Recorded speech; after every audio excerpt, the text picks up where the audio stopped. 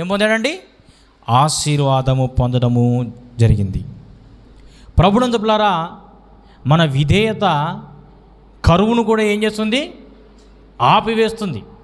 మన విధేయత కరువును కూడా ఆపివేస్తుందండి. మనందరికీ తెలుసు, రూతు గ్రంథములో నయోమి అనేటువంటి స్త్రీ ఉన్నది.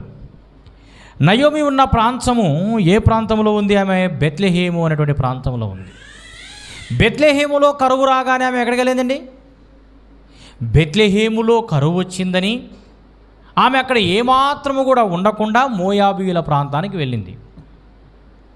అక్కడ మోయాబు ప్రాంతంలో పంటలు సస్యశ్యామలంగా ఉన్నాయి, నదులు కలిగినటువంటి ప్రాంతము అక్కడ ఉన్నది అని 2 కుమారులు 2 కోడలను వెంట పెట్టుకొని, భర్తను వెంట పెట్టుకొని ఆ ప్రాంతానికి వెళ్ళింది. వెళ్ళిన తర్వాత మోయాబు ప్రాంతంలోనే నయోమి యొక్క ఎవరెవరండి? భర్త, 2 కుమారులు అక్కడ చనిపోయారు. చూడండి, అక్కడే ఒకవేళ ఆమె ఉన్నింటో దేవుడు ఇంకా ఏ విధంగా ఆశీర్వదించేవాడో. ఇస్సాకు విధేయత చూపాడు కాబట్టి 100 ఫలం పొందాడు. నయోమి ఆ ప్రాంతంలో కరువు వచ్చింది అని చెప్పేసి మోయాబు ప్రాంతానికి వెళ్ళి ఇంకా నష్టము తెచ్చుకుంది. తర్వాత బెత్లెహేము ప్రాంతము దేవుడు దర్శించాడని సస్యశ్యామలంగా ఉంది అని మళ్ళీ నయోమి ఏం చేసిందండి?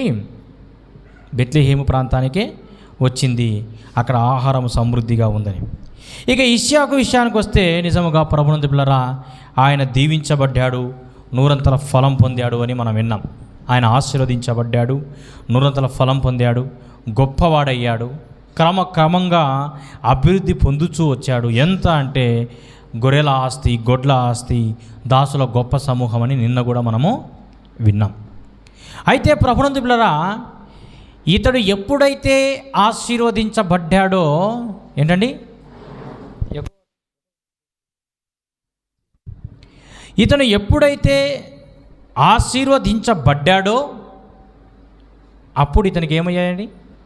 ఏం మొదలయ్యాయి? నీవు ఎదుగుతూ ఉన్నావు అంటే, నీవు ఆశీర్వదించబడుతున్నావంటే నీకు ఏం మొదలవుతాయి? శ్రమలు మొదలవుతాయి. శ్రమలు మొదలయ్యాయి. ఏ విధంగా అంటే ప్రభునందు ప్రియులారా, 26వ అధ్యాయం 18వ వచనములో ఒక్కసారి మనము గమనిద్దాం.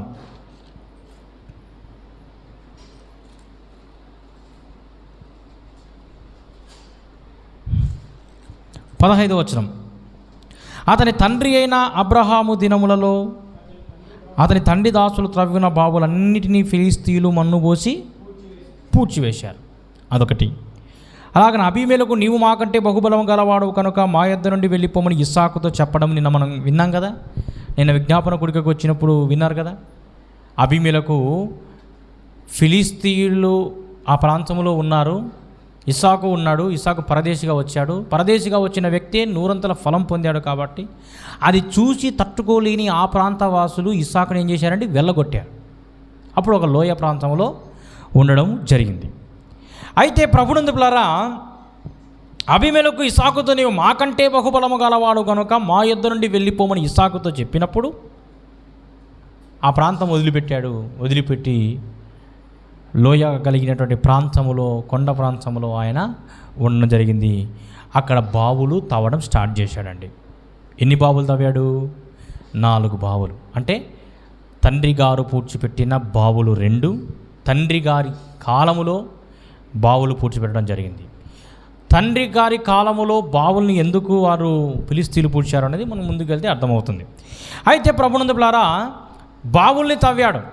బావుల్ని ఎలా తవ్వుతారు అని అంటే, ముందుగా ఎక్కడ పడితే అక్కడ, అది ఎందుకంటే వాళ్ళు ఉన్నటువంటి ప్రాంతం అంతా కూడా ఎడారి ప్రాంతం. ఎడారి ప్రాంతంలో నీళ్ళు వస్తాయా? నీళ్ళు రావు. ఎక్కడ వాళ్ళు బావు తవ్వుతారంటే స్థలాల్ని గుర్తిస్తారు. మొట్టమొదటిగా ఎక్కడైతే నీళ్లు ఉంటాయో, ఎడారిలో ఎక్కడ పడితే అక్కడ నీళ్లు పడవు కాబట్టి నది, లోయలు, భూగర్భ నీటి నిల్వలు ఎక్కడైతే ఉంటాయో అక్కడ వాళ్ళు స్థలాన్ని ఏర్పరచుకుంటారు. లోతట్టు ప్రాంతాలని ఎక్కువగా ఏర్పరచుకుంటారు. చెట్లు ఎక్కడైతే ఎక్కువగా ఎదుగుతాయో అటువంటి ప్రాంతములో అక్కడ ఉన్నటువంటి నేలలోని తేమను బట్టి స్థలాలను చూస్తారు. అయితే స్థలాలను చూసిన తర్వాత ఇప్పుడు ఏం కావాలండి? బావి తవ్వడానికి పరికరాలు కావాలి. పరికరాలు కావాలి. మరి పరికరాలు ఏ విధంగా, ఎటువంటి పరికరాలు ఆ కాలంలో ఉండేటివి అంటే రాగితో చేసినటువంటి గుణపాలు ఉండేటివి. రాగితో చేసిన గుణపాలు, పారలు, అలాగనే జంతువుల కొమ్ములతో వాటిని గడ్డపారలుగా చేసి మట్టిని తవ్వేటువంటి వారండి. స్థలాన్ని చూసేవాళ్ళు, బావిని ఆయుధాలతో తవ్వేవారు. మట్టిని ఎలా పైకి తీస్తారంటే లోపలికి ఒక వ్యక్తి వెళ్ళిన తర్వాత, ఇప్పుడైతే సంచులు ఉన్నాయి కానీ అప్పుడు ఏ సంచులు వాడేవారంటే తోలు సంచులు, జంతువుల చర్మాలతో తయారు చేసినటువంటి తోలు సంచులు, లేదా బుట్టల్లో నింపి పైన ఉన్నవారు తాడు సహాయంతో నీటిని, ఆ యొక్క మట్టిని తీసేవారు. అంత కష్టం అండి అప్పుడు. ఇప్పుడు చాలా ఈజీ. ఏమొస్తుందండి దాని పేరు, చాలామంది జేసీబీతో ఒక గంటలో 100 అడుగుల పైనే తీయచ్చు. అప్పుడు బావి తవ్వాలి అంటే దాదాపు 70 నుంచి దాదాపు 100కు పైనే అడుగుల లోతులో బావిని తీసేవాళ్ళు. మరి అంత బావి తీయాలి అంటే ప్రభునందులారా వారికి ఆయుధాలు అవసరం, ఆ స్థలాలు అవసరమే, సంచులు అవసరమే. వాటన్నిటితో ఎంతో కష్టపడి తీసేటువంటి వారండి బావులు. చూడండి ప్రభునందులారా, లోపలికి వెళ్ళే కొద్దీ ఆ ప్రాంతంలో, ఇప్పుడు మనం లోపలికి వెళ్ళే కొద్దీ ఏమొస్తుందండి? లోపలికి వెళ్ళే కొద్దీ బండ వస్తుంది, రాయి వస్తుంది, మురుసు అనేది వస్తుంది. ఎప్పుడైతే మురుసు పడిందో ఇంకేం చేస్తారండి? గుంతలు తీయడము స్టాప్ చేస్తారు. ఇంకా బండ వచ్చింది, ఇంకా చాలు, ఇక్కడి నుంచి కట్టచ్చు అని చెప్పేసి ఆ బండ రాగానే ఏం చేస్తారంటే ఏమాత్రం కూడా లోతు తీయరు. చూడండి ప్రభునందులారా, లోపలికి వెళ్ళే కొద్దీ గట్టి సున్నపు రాయి లేదా ఇతర రాతి పొరలు అప్పుడు తగిలేవి. వాటిని పగలగొట్టడానికై, అది కూడా పగలగొట్టేవాళ్ళు, వాటిని పగలగొట్టడానికై చూడండి ప్రభునందులారా ఏం చేసేవారంటే రాళ్లపై పెద్ద మంటలు వేసి అవి బాగా కాలిన తరువాత చల్లని నీటిని చల్లేవారు. పెద్ద మంటలు వేసినప్పుడు అవి ఏమవుతాయి? పెద్ద మంటలు వేసినప్పుడు పగుళ్ళు ఏర్పడతాయి. పగుళ్ళు ఏర్పడిన తర్వాత ఏం చేసేవారండి? చల్లటి నీటిని పోసేటువంటి వారు.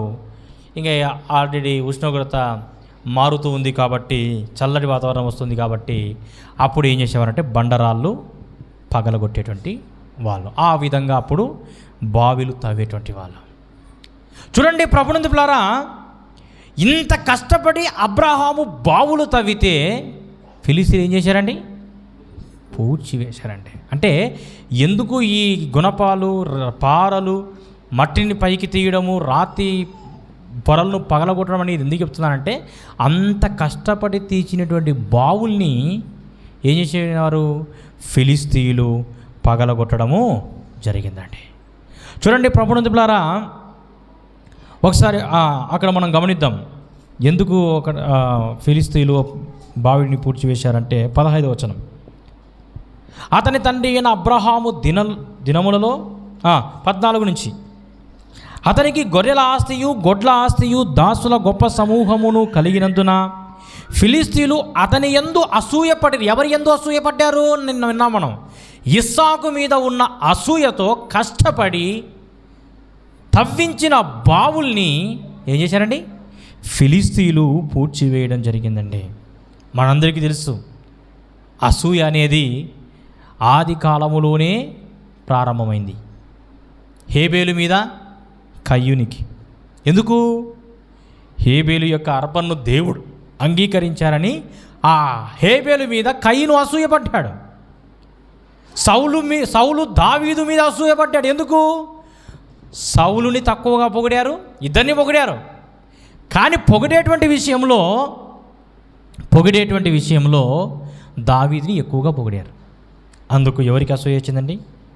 సౌలుకు అసూయ వచ్చింది. చూడండి ప్రభునందులారా, ఈ అసూయతో ఫిలిస్తీయులు ఏం చేశారండి? అబ్రహాము తవ్విన బావులను పూడ్చివేయడం జరిగింది. అయితే ప్రభునందులారా, తన తండ్రి అయిన అబ్రహాము తవ్విన బావుల్ని వీరైతే పూర్తి చేశారు. ఒకసారి ఆదికాండం 21వ అధ్యాయము 31 వచనం చదువుకుందాం. ఆదికాండం 21:31. Praise the Lord. 21:31. ప్రైజ్. అక్కడ వాళ్ళిద్దరూ అట్లు ప్రమాణము చేసుకున్నందున ఆ చోటు బేర్షెబా అనబడెను. చాలు చూడండి ప్రభునందు పిల్లారా, ఇక్కడ మనం గమనించినట్లయితే ఆదికాండం 21:31 వచనాల ప్రకారంగా అబ్రహాము యొక్క బావిని అబీమెలెకు యొక్క దాసులు ఏం చేశారంట? పూడ్చివేశారని చెబుతున్నాడు అక్కడ. తర్వాత ఇంకొక బావిని అబ్రహాము తవ్వాడు. ఆ తవ్విన దానికి ఈ బావి నాదే అని చెప్పడానికై ఒక నిబంధన చేసుకున్నారు. తాను తవ్విన బావికి బదులుగా కొంత పశువుల్ని అబ్రహాము అబీమెలెకుకు ఇచ్చాడండి. అదొక నిబంధనగా ఈ బావి నాదే అని చెప్పడానికై కొంత ఆస్తిని, పశువుల్ని, గొర్రెల్ని, ఎడ్లను కొంతవరకు అబ్రహాము అబీమెలెకు ఇచ్చాడు. ఏమని? ఈ బావి నాదే అని చెప్పడానికి. ఇప్పుడు ఏదైనా ఒక స్థలం తీసుకోవాలంటే ఈ స్థలం నాదే అని చెప్పడానికి ఫస్ట్ ఏం చేస్తారండి? టోకన్ కడతారు కదా. స్థలం తీసుకోవడానికి ఫస్ట్ టోకన్ కడతారు. తర్వాత ఒక 15 రోజులకి, ఒక 2 వారాలకు ఏం చేస్తారంటే 1,25,000 కడతారు. 1,25,000 లాగా కలిపి కడతారు. మళ్ళీ ఒక 2 నెలలకి లేక 3 నెలలకి ఏం చేస్తారు? మిగతా డబ్బులంతా కట్టి రిజిస్ట్రేషన్ చేసుకుంటారు. అలాగున బావి ఇది నాది అని అనిపించుకోవడానికి ఇక ఎవ్వరు కూడా ఎప్పుడు ఈ బావిని పూడ్చడానికి అవకాశం లేకుండా అబ్రహాము ఆ కాలంలో కొంత గొడ్లను, కొంత పశువుల్ని అబీమెలెకు ఇచ్చాడు. ఆ అబీమెలెకు చనిపోయాడు, అబ్రహాము చనిపోయాడు. మళ్ళీ ఆ ప్రాంతానికి ఇంకొక అబీమెలెకు వచ్చాడు.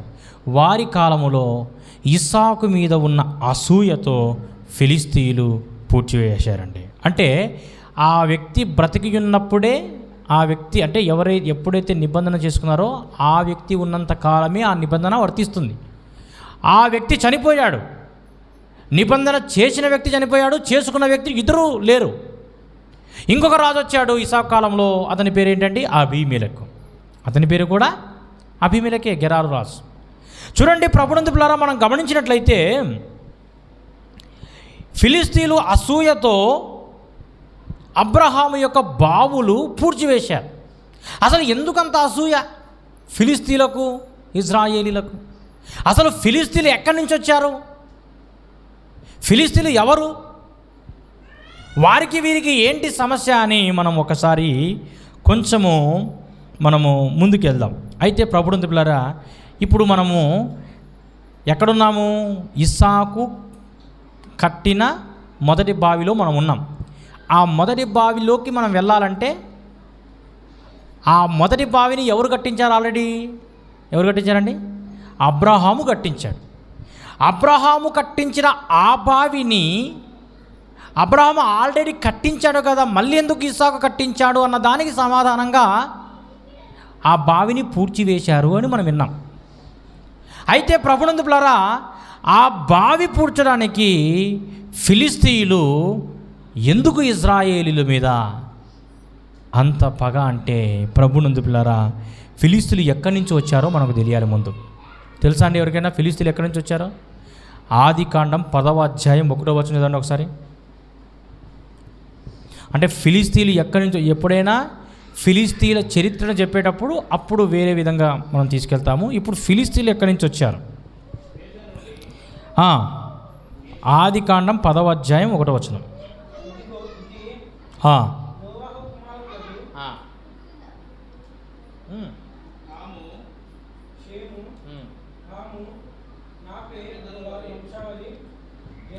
వంశావళి తర్వాత చాలు. ఏంటండి? నోవాహు, ఇది నోవాహు కుమారుడకు షేము, హాము, యాపెతు అను వారి వంశావళి. ఏది ఎక్కడుంది ఆ వంశావళి? కింద రాయబడ్డాయి. సౌండ్ సరిగా లేదు బాబు. ఎందుకు లేదు సరిగా? పోయిన వారం బాగుండింది, ఇప్పుడేం సరిగా లేదు. చూడండి ప్రభునందులారా, మనం ఇక్కడ గమనించినట్లయితే ఈ కింద రాయబడినటువంటి కొంతమంది లిస్టు ఉన్నారు. ఎక్కడి దాకా లిస్టు ఉంది అంటే 14వ వచనం వరకు ఉంది లిస్టు. ఎవరి ఇది ఆ లిస్టు? నోవాహు కుమారుడకు సేము కుమారుల లిస్టు, నోవాహు కుమారుడైనటువంటి మరొక కుమారుడు హాము యొక్క కుమారుల లిస్టు, తర్వాత నోవాహు 3వ కుమారుడైన యాపెతు అనేటువంటి వారి కుమారుల లిస్టు అక్కడ ఉంది. అయితే ప్రభునందులారా, మనం ఇప్పుడు డైరెక్ట్గా వెళ్దాం. యాపెతు కుమారులు 2వ వచనం నుంచి 5వ వచనం వరకు ఉన్నారు. ఇప్పుడు హాము కుమారుల దగ్గరికి వెళ్దాం. 6వ వచనం. హాము కుమారులు కూషు. ఇప్పుడు చెప్పండి, నోవాహు కుమారుని పేరు ఏం పేరు? హాము. హాము కుమారుల పేరు చదవండి. కూషు, మిస్రాయిము, పూతు, కనాను. ఏంటండి ఎన్ని పేర్లు? కూషు, మిస్రాయిము, పూతు, కనాను అనువారు 4 ఉన్నారు. ఇందులో ఒకరిని మనం తీసుకుందాం. ఎవరు అంటే మిస్రాయిం. ఎవరండి? మిస్రాయిము. అయితే ప్రభునందులారా, ఇప్పుడు చెప్పండి, నోవాహు కుమారుని పేరేంటి? 3 పేరు వద్దు. హాము కుమారుని పేరు ఏం పేరు? మిస్రాయిం. ఇప్పుడు మనము 13వ వచనానికి వెళ్దాం. మిస్రాయిము లూదీయులను, అనామీయులను, లెహోబీలను, నఫ్తుహీయులను, పుత్రుసీయులను, కస్లుహీయులు. అది నోట్ చేసుకోండి. ఎవరండి? కస్లుహీయులు. ఇప్పుడు చెప్పండి, లిస్ట్ చెప్పండి. నోవాహు కుమారుని పేరేంటి? హాము కుమారుని పేరేంటి? మిస్రాయిం కుమారుని పేరేం పేరు?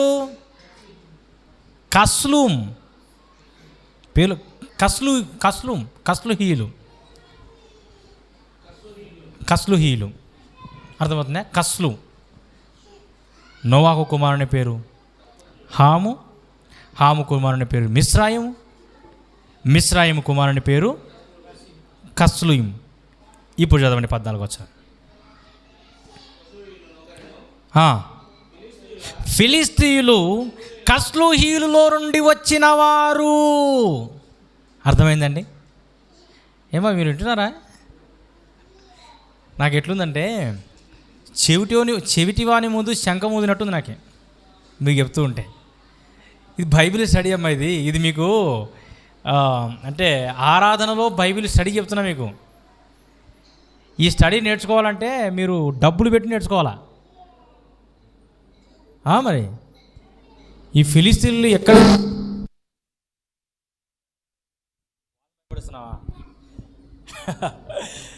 చూడండి, అర్థమైందా మీకు? ఈ వాక్యము, ఈ మాట చెప్పడానికై ఈ కస్లుమీయుల నుంచి, అంటే ఈ ఫిలిస్తీన్లు ఎక్కడి నుంచి వచ్చారు అని ఒక్క మ్యాటర్ అంతే. ఎన్ని నిమిషాలు చెప్తాను? ఒకే 1 నిమిషంలో పూర్తయింది. ఈ 1 నిమిషం పూర్తి చేయడానికి దాదాపుగా నేను 20 రోజులు కష్టపడ్డా. ఎన్ని రోజులండి? 1 నిమిషం పూర్తి చేయడానికి. ఈ ఫిలిస్తీన్లు ఎక్కడి నుంచి వచ్చారో అని తెలుసుకోవడానికి శతవిధాలుగా ప్రయత్నం చేస్తే చాలామంది దైవజనులను అడిగాను. ఇదంతా కాదని చెప్పేసి ఆదికాండం నుంచి 12 అధ్యాయాలు చదివితే అప్పుడు నాకు అర్థమైంది. అవును కదా, అంటే నోవాహును గురించి చెప్పేటప్పుడు ఆ అధ్యాయం అంతా చదివినప్పుడు అది జ్ఞాపకం వచ్చింది. అది ఎక్కడో చూశాను అనుకుంటా ఆ అధ్యాయం అంతా చదువుకుంటూ వస్తే అప్పుడు ఈ ఫిలిస్తీన్లు ఎక్కడి నుంచి వచ్చారు సింపుల్గా చెప్పేశాను కదా. ఫిలిస్తీన్లు ఎక్కడి నుంచి వచ్చారు? నోవాహు కుమారుడు హాము కుమారుడు మిస్రాయిము కుమారుడు కస్లుహీయులో నుంచి వచ్చిన వాళ్ళే ఫిలిస్తీన్లు. అంతే, 30 సెకండ్లు అంతే. ఈ 30 సెకండ్ల మ్యాటర్ చెప్పడానికి ఎన్ని రోజులు ప్రయత్నం చేయాలి చూడండి. మీరేమో ఇన్ని రోజులు ప్రయత్నం చేసినా మీరు ఎన్ని రోజులైనా ప్రయత్నం చేయండి, మీరు చెప్తూ ఉండండి, నేను చెవులు మూసుకుంటాం అన్నట్లు ఉంది. చూడండి ప్రభునందులారా, కస్లుహీలో నుంచి ఫిలిస్తీన్లు ఎక్కడి నుంచి వచ్చారని చెప్పండి. ఇప్పుడు ఫిలిస్తీన్లు మనం వింటుంది ఎవరి గురించి వింటున్నాము? ఇస్సాకు కట్టించిన బావుల గురించి వినాలి. ఇస్సాకు కట్టించిన బావుల్లో మొట్టమొదటి బావి అబ్రహాము కట్టించిన బావి. ఇస్సాకు కట్టించిన బావి మొట్టమొదటి బావి అబ్రహాము కట్టించిన బావి. మరి అబ్రహాము కట్టించిన బావి ఇస్సాకు ఎందుకు కట్టించాడు అంటే అబ్రహాము కట్టించిన బావి ఇస్సాకు మీద ఉన్న అసూయతో మూసివేశారు. ఇస్సాకు మీద ఉన్న అసూయ పడిన వాళ్ళెవరు? ఫిలిస్తీన్లు. ఆ ఫిలిస్తీన్లు ఎక్కడి నుంచి వచ్చిన వారు అని మనం వింటున్నాం. కస్లుహీల్లో నుంచి వచ్చినటువంటి వాళ్ళు. అయితే ప్రభునందు పిల్లరా, మనం గమనించినట్లయితే మరి ఇజ్రాయేలీలకు ఫిలిస్తీన్లకు ఎప్పుడు గొడవ స్టార్ట్ అయింది? ఇంకా ఇజ్రాయేలీలకు ఫిలిస్తీన్లకు గొడవలు జరుగుతున్నారు. దావీదు కాలంలో గొడవ ఉంది, న్యాయాధిపతుల కాలంలో గొడవ ఉంది అని మన అందరికీ తెలిసిన మాటే. అయితే అసలు గొడవ ఎక్కడి నుంచి ప్రారంభమైంది? ఎక్కడి నుంచి ప్రారంభమైంది? మీకు ఇదివరకు ఒక 5 నెలల క్రితం 6 నెలల క్రితం మీకు చెప్పాను ఒకరి చరిత్ర. ఎవరి గురించి? పరిటాల రవిని గురించి చెప్పినప్పుడు విన్నారా? భూ తగాదాల గురించి చెప్పినప్పుడు ఎలాగో ఆ తగాదా వచ్చింది అనేది. సేమ్ అలాగనే వీరికి కూడా ఆ తగాదా వచ్చేసింది. ఎలా అంటే ప్రభునందు పిల్లారా, ఈ ఫిలిస్తీన్లు కనాను ప్రాంతానికి రాకముందు ఎక్కడ ఉండేటువంటి వాళ్ళు అంటే ఒక ద్వీపంలో ఉండేవాళ్ళు. అయితే ప్రభునందు పిల్లారా, ఆ ద్వీపము ఐరోపా ప్రాంతంలో ఉండే ద్వీపం. అంటే సముద్ర ప్రాంతాల్లో వీళ్ళు సముద్రపు వేటగాళ్ళు అని కూడా అంటారు. అయితే ప్రభునందు పిల్లారా, ద్వీపంలో ఉండేటువంటి వాళ్ళు. అయితే ఆ ద్వీపం నుంచి ఫిలిస్తీన్లు ఎక్కడికి వచ్చారు అంటే గాజా అనేటువంటి ప్రాంతానికి వచ్చారు. ఎక్కడికి వచ్చారండి? గాజా అనేటువంటి ప్రాంతానికి, అనగా కనాను తీర ప్రాంతములో గాజా అనేటువంటి ప్రాంతములో ఏమైందండి? స్థిరపడ్డారు. వచ్చి ఆ గాజాలో స్థిరపరచబడ్డారు. తర్వాత ఇజ్రాయేలీలు వచ్చారు. ఇజ్రాయేల్ ఎక్కడి నుంచి వచ్చారు?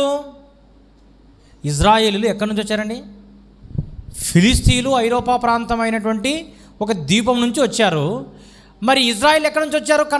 కనాను ప్రాంతానికి ఐగుప్తు ప్రాంతం నుంచి వచ్చారు. వాళ్ళు ఎక్కడున్నారు? వీళ్ళు గాజాలో ఉంటే, బాగా వినండి, మరి మీరు ఆలోచన ఎక్కడ పెడితే లైన్ మిస్ అవుతారు.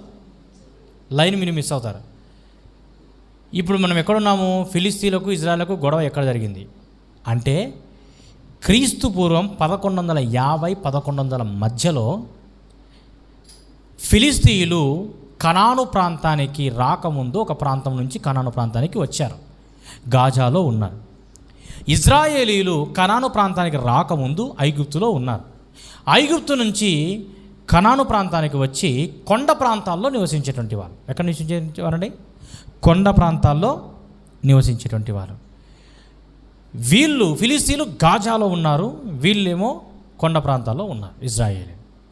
అయితే ఫిలిస్తీన్లు వారు తమ సామ్రాజ్యాన్ని విస్తరించుకోవడం కోసం గాజా ప్రాంతం నుంచి కొండ ప్రాంతం వరకు వస్తున్నారు. అర్థమవుతుందన్నమాట.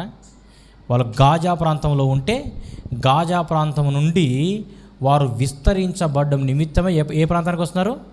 కొండ ప్రాంతం వరకు అలా పెరుగుకుంటూ వస్తూ ఉన్నారు. వస్తున్న సమయంలో ఆ కొండ ప్రాంతంలో ఎవరున్నారండి? ఇజ్రాయేల్ ఉన్నారు. ఈ గాజాలో ఉన్నవారు ఈ కొండ ప్రాంతానికి వస్తూ ఉంటే అక్కడ ఇజ్రాయేలీలు ఉన్నారు. అప్పుడు మొదలైందండి గొడవ, భూతగాథ గొడవ. భూముల కోసం మేము ముందొచ్చాము అని వాళ్ళు. అయితే ప్రభునందు పిల్లారా, ఈ ఫిలిస్తీన్లు కొండ ప్రాంతంలో ఈ ఐగుప్తు నుంచి వచ్చినటువంటి ఇజ్రాయేల్ కొండ ప్రాంతంలో నివసించేటువంటి వారు. అయితే వీరు గాజా ప్రాంతం నుంచి ఆ ప్రాంతానికి వస్తున్న సమయంలో ఇరు వర్గాల మధ్య సరిహద్దు గొడవలు మొదలయ్యాయి. ఏం మొదలయ్యాయండి? సరిహద్దులు గొడవలు మొదలయ్యాయి. సరిహద్దులు గొడవలు మొదలైనటువంటి సమయంలో ఫిలిస్తీన్లు ఆ కాలంలో ఇనుమును కరిగించి ఆయుధాలు తయారు చేసేవాళ్ళు. ఆ కాలంలోనే ఏం చేసేవాళ్ళండి? ఇనుములను కరిగించి ఆయుధాలను, రథాలను తయారు చేసేటువంటి వాళ్ళు. కాబట్టి ఈ ఫిలిస్తీన్లు ఇజ్రాయేలుతో యుద్ధం చేయాలి అంటే వీరి దగ్గర ఆయుధాలు ఉన్నాయి, కానీ ఇజ్రాయేల్ దగ్గర ఎటువంటి ఆయుధాలు లేవు. కాబట్టి ఈ ఫిలిస్తీన్లు ఇజ్రాయేలులతో యుద్ధం చేసి వారు ఓడిపోయారు. కొన్ని ప్రాంతాలని వీరు ఆక్రమించుకోవడం జరిగిందండి. అప్పటి నుంచి వీరికి వారికి వీరికి కక్షలు మొదలయ్యాయి. అయితే ప్రభునందు ద్వారా ఇంకోటి, అదే కాదు, సరిహద్దు గొడవలే కాదు, సాంస్కృతిక మతపరమైన తేడాలు కూడా ఉన్నాయి. ఇజ్రాయేలీల ప్రజలు ఎవరంటే ఏకేశ్వరోపాసకులు. అంటే అర్థమవుతుందా? ఏకేశ్వరోపాసకులు అంటే ఒకే దేవుణ్ణి ఆరాధన చేసేటువంటి వాళ్ళు. ఎవరండి? ఇజ్రాయెల్. మీరు సమాధానం చెప్పాలా మా ప్రభుడు? ఇజ్రాయేలులు ఒకే దేవుణ్ణి ఆరాధన చేసేటువంటి వాళ్ళు. ఈ ఫిలిస్తీన్లు ఏం చేసేవాళ్ళు? బహుదేవత ఆరాధన చేసేటువంటి వాళ్ళు. ముఖ్యంగా దాగోను అనేటువంటి దేవతను ఎక్కువగా వాళ్ళు, దేవుణ్ణి వారు ఎక్కువగా పూజించేటువంటి వారు. వారి సంస్కృతులు వీరి సంస్కృతులు, వారి మతము వీరి మతం, ఆ మధ్యలో గొడవలు కూడా పెరిగి ఉన్నాయి. ఆ శత్రుత్వంతోనే అబ్రహాము యొక్క బావిని వాళ్ళు ఏం చేశారండి? పూడ్చివేశారు. అంత కష్టపడి కట్టించినటువంటి బావిని ఆ శత్రుత్వంతోనే పూడ్చివేశారు. ఆ బావిని అబ్రహాము త్రవ్వించినప్పుడు ప్రభునందులారా, పూడ్చివేసినటువంటి ఆ బావిని ఇస్సాకు కాలములో ప్రభునందులారా ఆల్రెడీ అప్పుడే పూడ్చివేశారు ఒక బావిని, మళ్ళీ కట్టించాడు. ఎవరు? ఇస్సాకు ఇంకొక బావిని కట్టించాడు. ఆ రెండు బావులు కలిపి ఇస్సాకు కాలంలో పూడ్చివేయడము జరిగింది. అయితే ప్రభునందులారా ఇస్సాకు కట్టించిన తర్వాత చూడండి, ఇప్పుడు మనం గమనిద్దాం 26వ అధ్యాయము. ఇప్పుడు మీకు అర్థమైంది కదా, మొదటి బావి అబ్రహాము కట్టించిన బావే దానికి జరిగినటువంటి సమస్యలు, గొడవలు ఎందుకు అయ్యాయి అనేవి. 26వ అధ్యాయం 17వ వచనం నుంచి 18వ వచనం నుంచి. అప్పుడు తన తండ్రి అయిన అబ్రహాము దినములలో త్రవ్విన నీళ్ల బావులు ఇస్సాకు తిరిగి త్రవ్వించెను. ఏలయనగా అబ్రహాము మృతి పొందిన తర్వాత ఫిలిస్తీన్లు వాటిని పూడ్చివేసిరి. అతడు తన తండ్రి వాటికి పెట్టిన పేర్ల చొప్పున తిరిగి వాటికి పేర్లు పెట్టెను. చూడండి ప్రభునందులారా, తండ్రి పెట్టినటువంటి పేర్లనే అబ్రహాము ఏ పేర్లు అయితే పెట్టాడో ఆ పేర్లే పెట్టాడనమాట. అయితే ఈ 19వ వచనం 19, మరియు ఇస్సాకు దాసులు ఆ లోయలో త్రవ్వగా జలలు గల నీళ్ళ బావి దొరికెను. చాలు. చూడండి ప్రభునందులారా, ఇస్సాకు దాసులు ఆ లోయలో త్రవ్వినప్పుడు అక్కడ ఏం బావి కనబడింది వాళ్ళకి? ఏం బావి కనబడిందండి? చెప్పండి. జలలు కలిగిన బావి. జలలు అంటే తెలుసా ఏంటివి? జలలు కలిగిన బావి అనగా అంటే నిల్వ ఉన్న నీరు కాదు, ప్రవహించేటువంటి నీరు. అర్థమవుతుందా? నిల్వ ఉన్న నీళ్ళు కావు కానీ ప్రవహించేటువంటి, అంటే జలలు గల నీళ్ళ బావి అంటే నిలిచిపోయిన నీరు కాదు, భూమి అడుగు నుండి ప్రవహించేటువంటి తాజా నీరు అన్నమాట జలలు కలిగిన బావి అంటే. అయితే జలలు కలిగినటువంటి బావిని ఏం చేశాడంటే 19వ వచనం, జలలు గల నీళ్ళ బావి దొరికెను. అప్పుడు గెరారు కాపరులు ఇస్సాకు కాపరులతో జగడమాడారు. ఏం చేశారండి? గొడవ పెట్టుకున్నారు. గెరారు కాపరులు అంటే ఆ ప్రాంతంలో ఉండేటువంటి ఫిలిస్తీన్, ఆ ప్రాంతంలో ఉండేటువంటి కాపరులు ఏం చేస్తారంటే, ఈ బావి మాదే, ఈ బావి మాది, మాకు ఇచ్చేయండి అని ఎవరితో? ఇస్సాకు కాపరులతో గొడవ పెట్టుకోవడం జరిగిందండి. గొడవ పెట్టుకోవడం జరిగింది. ఈ నీరు మాదే. అప్పుడు గెరారుడు కాపరులు ఇస్సాకు కాపరులతో జగడమాడి ఈ నీరు మాదే అని చెప్పారు. వాళ్ళు ప్రవహిస్తున్న నీరును చూసి చూడండి ప్రభునందులారా, ఒక బావిని తవ్వించడం ఈజీనా, లాక్కోవడం ఈజీనా? లాక్కోవడం ఈజీ. కొంతమంది అటువంటి ప్రయత్నాలు చేస్తుంటారు. కష్టపడి సంపాదించినది లాక్కోవాలని ప్రయత్నం చేస్తూ ఉంటారు. ఎందుకంటే వారు కష్టపడలేరు, ఎవరి మీదైనా ఆధారపడుతూ ఉంటారు, ఎవరో ఒకరి మీద ఆధారపడుతూ ఉంటారు. వారు సంపాదించినంత కూడా వారు సంపాదించింది లాక్కునేటువంటి ప్రయత్నాలు చేస్తూ ఉంటారు. ప్రభునందు పిల్లరా, అయితే ప్రభునందు పిల్లరా, అబ్రహాము అంత కష్టపడి కట్టించాడు, వాటినే పూడ్చివేశారు. మళ్ళీ ఇస్సాకు వాటిని ఎంత కష్టపడి తవ్వించాడండి. కష్టపడి తవ్విస్తే కూడా ఆ గెరారు కాపర్లు ఏం చేస్తున్నారు? ఈ నీరు మాదే, మీరు మా ప్రాంతానికి వచ్చి నీళ్ళు తీసుకుంటారా? మీరు బావిని మీరే తవ్వి ఉండవచ్చు, కానీ ఈ ప్రాంతం ఎవరిది?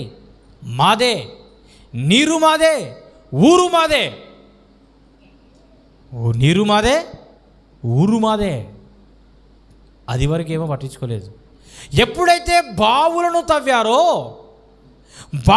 తవ్వడం స్టార్ట్ చేశారో, ఆల్రెడీ ఇస్సాకు ఆ ప్రాంతాన్ని విడిచిపెట్టి లోయలు కలిగిన ప్రాంతానికి వచ్చాడు.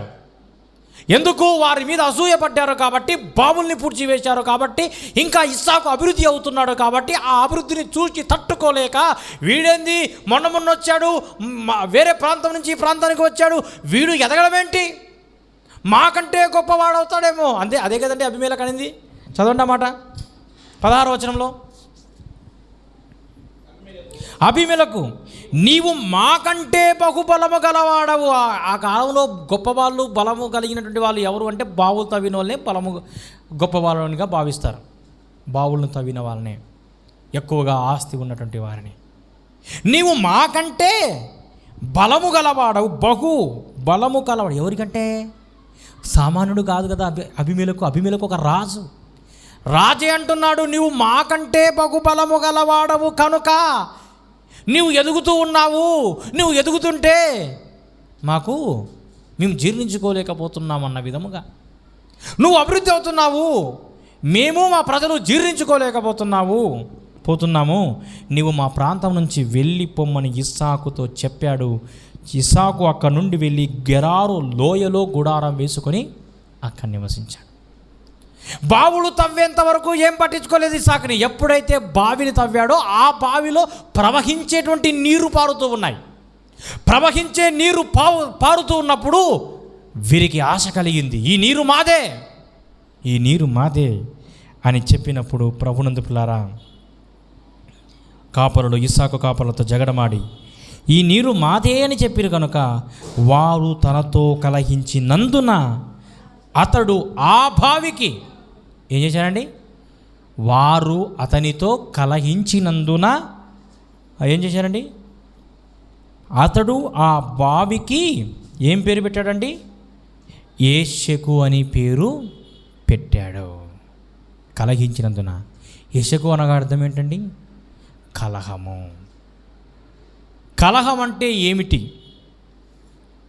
కలహాలకు గల కారణాలేంటి?